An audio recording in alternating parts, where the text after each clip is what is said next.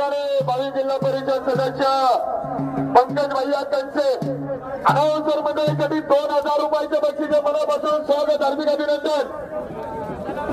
आणि किल्ले शिलेरीचे शिलेदार दमदार आमदार शरददादा सोनवणे यांच्याकडून देखील अनाउन्सर मंडळीसाठी 2000 रुपयाचे बक्षीस मनापासून स्वागत।